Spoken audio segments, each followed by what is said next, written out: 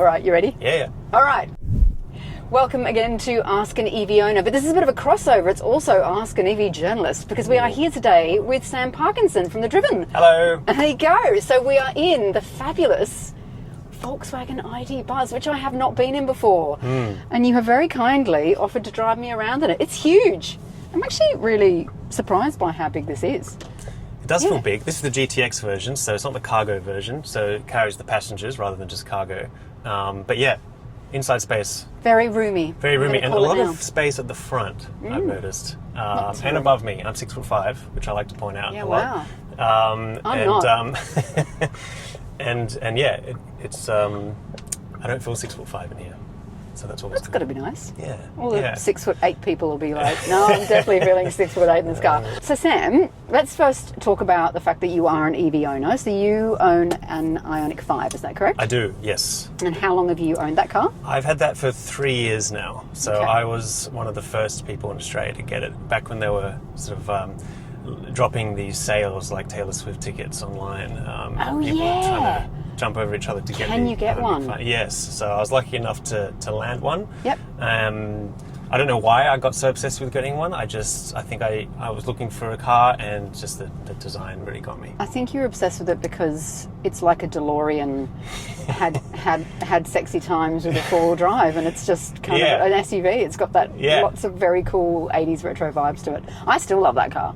That's one of the first cars I drove. The DeLorean or the Ioniq 5? No, the Ioniq 5. Okay. But there are some electric ones around, aren't there, of the DeLorean, which I would absolutely love to drive. Me too. Absolutely. So why are we not driving your car at the moment? It's a good question, and the answer is I am getting the entire battery cell replaced at the moment. Ooh, controversial. Which is on the one hand a bit disconcerting that my battery just seemed to sort of drop off the edge of a cliff. One day I just charged it, on an AC charger, and I just found that the range had dropped by 50%.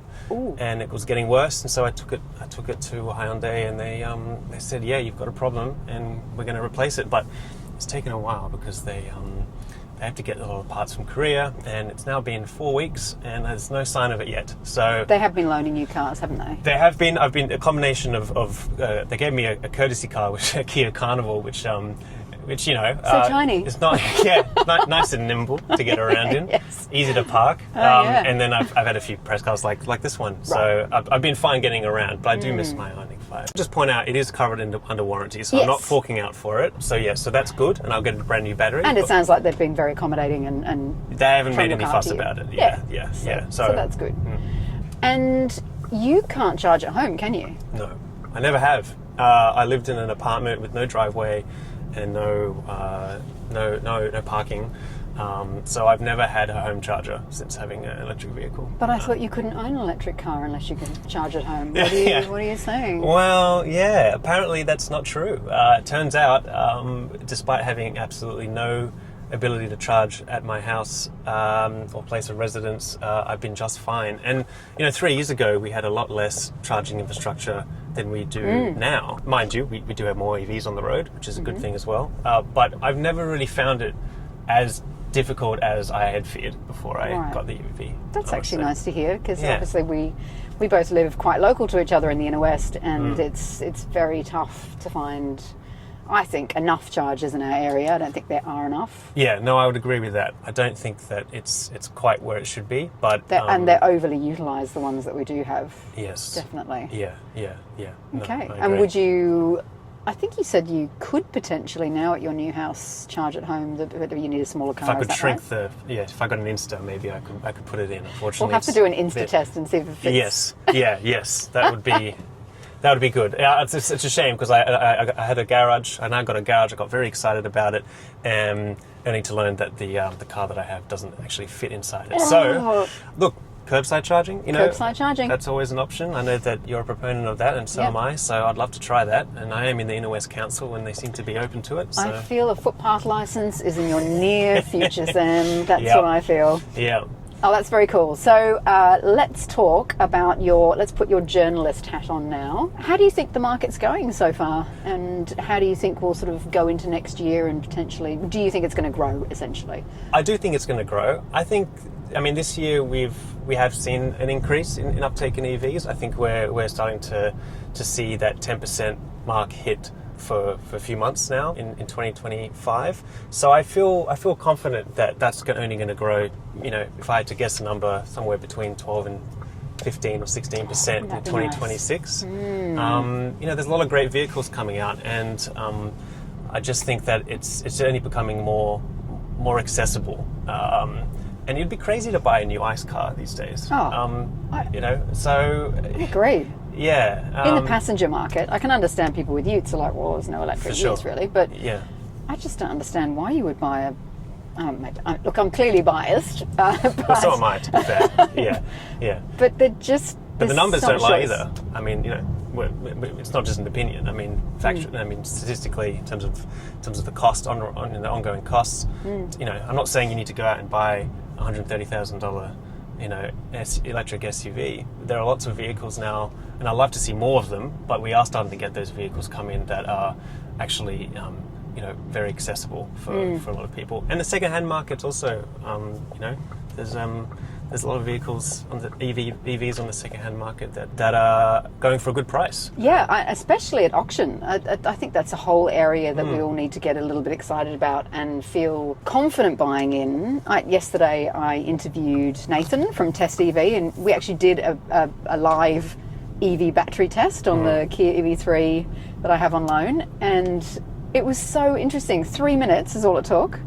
And the data gets sent off to Austria, and then he gets an email, and then he just checks it, and it's really simple, easy to understand, 2-page document, showing you the percentage, showing you how much range you can expect, and then some nerdy stuff about the cells below and how healthy they are, and all the bit that I probably wouldn't look at. But I just went, 98 point something %. Great, okay, excellent. Sounds good. Yeah, and I feel like more of that's popping up because I've noticed that auction houses like Pickles actually are doing it on every EV they sell, and they put it up front and center when you're looking at the site. And I think we're seeing it more now with people actually selling and buying EVs on websites like car sales. Yes. So I think we can probably have a lot more confidence.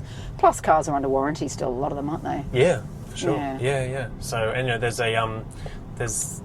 not a short supply of new EVs available at the moment, which is good because it's not that hard to get one if you want to get one. It's not like when I was trying to buy my Ioniq 5 and I had to, you know, line up in a virtual queue.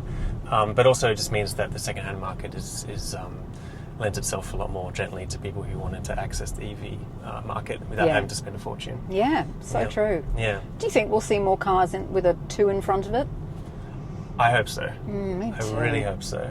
Are we going to get the Seagull here, the BYD? Do you think we're going to get that?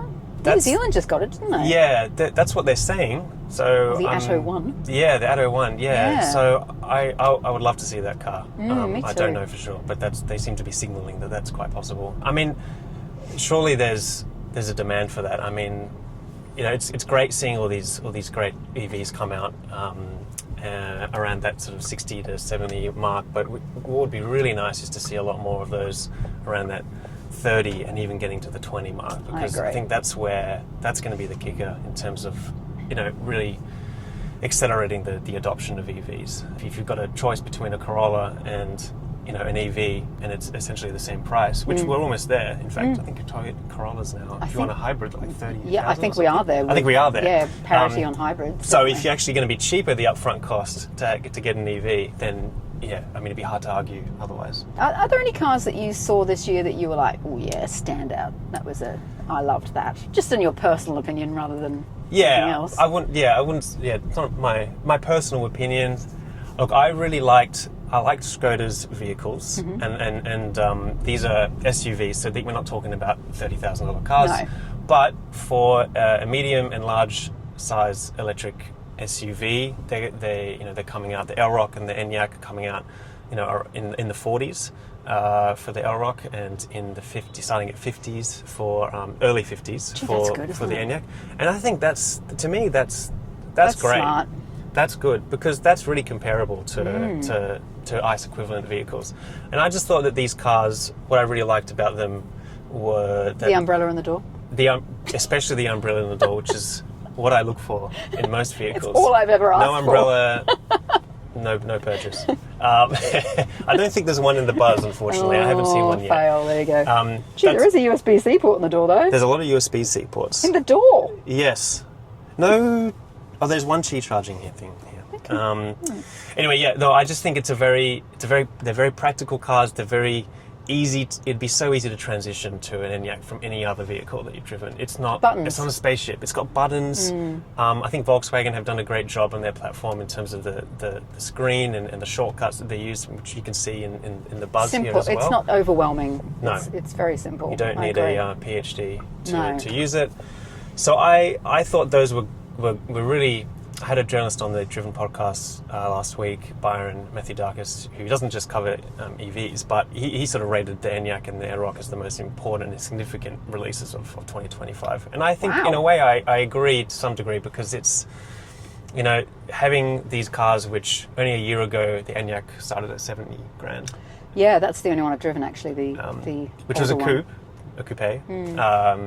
to be fair, but having that now at a starting price at 50, I mean that's a big change in 12 months. That's huge. And they're good vehicles. So I thought they were good. I haven't driven the Insta, but every I know, I know you want to. I want to, and I love the look of it. I'm coming from someone who I'm a fanboy of the Honda Jazz, so You like TARDISes? Yeah. Right. Okay. I like very practical, hatchbacks that have good boot space, but are not hard to park. And to me, the Insta looks like exactly that sort of car. Yeah. It's very spacious and clever and practical. Yeah. So look, if the Insta came out at 10 grand cheaper, I would be putting that at the top of the list of cars I would of the too. year. I really wish it was 10 grand cheaper, because it's. And if you don't buy the cream and chocolate interior with houndstooth, it's basically a criminal act, because it is so amazingly cute. And it turns heads. I have people stopping and asking me about it all the time. And I used to drive a Fiat 500, so it gave me that same sense of fun and joy. And I could park it anywhere in the inner west, where parking is at a premium. 67% of households cannot charge at home, don't have a driveway, so we're all parking on the street. So you can park that car anywhere and really feel good about doing it, because you just look cute. So, and they have these amazing seats in the back that slide forward and back. So incredible. Two proper sized adults. You would fit in the back of that car, no problem. Well, I have sat in the back of the car, and I did fit in it, and that was a nice surprise. Yeah. Being at 6'5". You couldn't say that about Fiat 500. No. I have been a Fiat 500, but you would not have fit in the back of that car. I could not fit in the front, let alone the back. Yeah. So look, I haven't. You've driven the Insta. I know that you thought it was great. I loved it. Everyone colleagues that driven have driven it as well, and they think the same thing. Yeah. Just Hyundai, if you're listening, please. Tiny bit. Just knock 10 grand off it. Should be right. Well, the problem that car has, I think, like I said, if the Seagull or Atto 1 comes here, that's going to be that will have a 2 in front of it. Yeah. And that could be a big problem, which is a shame. Because when you go around the inner west, it's really interesting. There are small cars literally everywhere. So people go, people don't want to buy small cars. I'm like, yes, they do. The second-hand small car market, cheap, economical to run, park it anywhere, super practical, useful. Yep. The second-hand small car market is very, very buoyant. So there is wouldn't you agree? Like, there's definitely a hunger for small cars. People do want to drive them, but all these cars are probably 10 years old. People would potentially like to upgrade from those cars, but they're not going to want to spend crazy amounts of money doing it. No. I mean, we do have an SUV obsession and a ute obsession in Australia. We do. But I think that a lot of people could be easily swayed by a well-priced electric hatch. Do you think that could be the gateway? If it's your second car, let's say you've got the big SUV at home and you've got that second little runabout, that could be your gateway into... And then you'd probably realise you don't actually need the bigger car. Right? And then it'll be like, that's how we get you. Yeah. You don't need that giant SUV, and make it electric as well. So it's maybe that gateway drug of going, okay, just dip my toe in. Okay, so one last question. Yeah. Even with everything that's happened to you with the Ioniq 5, with the battery, would you ever go back to an internal combustion engine car? No. No, I wouldn't. Just the ongoing, apart from the ongoing, the significant reduction in ongoing costs, what I'm paying for electricity, even without having access to electricity at home and charging at home, which would make it even better. Yeah. But even relying on public infrastructure, the cost difference in filling up the car compared to petrol is significant, and the ongoing costs are a lot less. I have so many less moving parts. Naturally, you're going to have a lot less ongoing costs. So there's that. On top of that, I just don't see how. I mean, it's just so much more fun to drive, in my opinion. So this is where fun car. It's fun. I mean, EVs generally are fun. I mean, no matter what EV you're going to get that torque that only comes with an EV. It doesn't matter if it's got if it's a $20,000 car or if it's a $140,000 car. You're going to get some torque, and it's going to be fun, and it's going to be instant. And it's going to be instant. Yeah. So I really wouldn't. I really wouldn't consider it. It would seem crazy now. Even, and I know that not everyone agrees with me on this, but I don't even see why you would buy a hybrid over a full electric at the moment, considering what is available, and the fact that with hybrids, you still got all the ongoing costs. And I mean, the Carnival that I've got is a hybrid, right? And it reduces the fuel consumption a bit, but I just don't see if there was a full electric version of it, it would just be such a nicer car to drive and much easier to take care of. So yeah, that's my take on it. Yeah. I would love to see on top of smaller cars and more affordable cars, it'd be great to see more vans and utes, because I think 100%. I think tradies are waiting for it, and if you're using that every day, especially the vehicle to load part at work, on site, unpowered sites, and charging your tools, whatever you need it for. I mean, we've got the Shark 6, which has been really. I mean, I've seen 3 or 4 just driving around already around here. They're everywhere. They seem popular, and that's a hybrid. I mean, imagine if we had an electric version and it was priced reasonably. I mean, I think that'd be another one ready for the taking. And yes, as you said, vans, just especially things like I've seen a few around here. The electric, for example, Woolies grocery delivery vans, things like that. But even those smaller ones that are going around and delivering mail or flowers, couriers, all those ones that are on the road all day, every day. I'd love to see those electrified, because they are just filthy. Yeah, I was in Frankfurt last year, and I was there for the Ford E-Transit Custom, an electric van. Van's very popular in Europe, less so here. They don't really use utes as much over in Europe as they do here. So not so much utes, they use vans as tradies. Yeah, I mean, I think the E-Custom is the #1 selling utility vehicle in Europe. So this is an electric version that they have, which now actually, by the way, is available in Australia. They haven't made much of a song and dance about it. But yeah, I mean, and we were driving around, and I can just imagine being someone in a van all day, maybe if you're doing deliveries or whatever it is that you're doing, if you're a tradie, just the peace from being in the cabin and how quiet it was. Way less stressful. Man, I mean, I was only in it for a few hours, and I was like, man, this is all right. This is quite nice, actually, comfortable to be in. So, embrace the vans, Australia. Embrace the more vans. Small vans, more small cars. Actually, in China, I saw more vans. I didn't see any utes. Yeah, no. It just seemed to be vans as well. I mean, anyone would say that they're practical and that they'll do. You don't need to necessarily have a ute. No, curious. I think a lot of people don't For all the 3.1 million utes on our roads and only 1.6 million tradies. There you go. All right, so Sam, thank you so much for chatting pleasure. Chatting about your car and your experiences, and also your insights as a journo, which is brilliant. So thank you. I'm a big fan of your work, so a pleasure to be here. And make sure, if you're not familiar with The Driven, you must check it out. It's the writing and the other places, the socials. What have you got? Podcast? We've got The Driven podcast, and then we've got thedriven.io, and then you'll see us on all the social places, which we're doing a bit more work now on, which is great. So follow The Driven. Yeah. There you go.